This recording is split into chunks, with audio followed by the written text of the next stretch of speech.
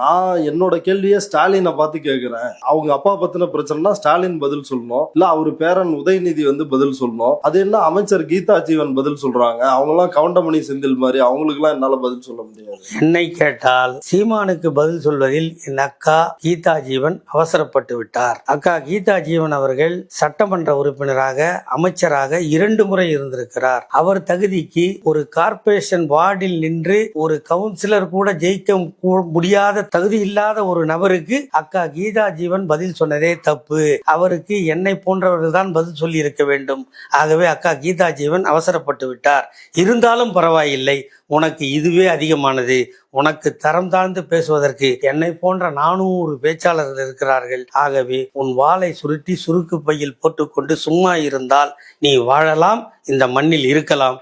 இல்லை என்றால் இந்த மண்ணை விட்டு நீ ஓடுகின்ற காலம் வெகு தூரத்தில் இல்லை என்பது என் எச்சரிக்கை.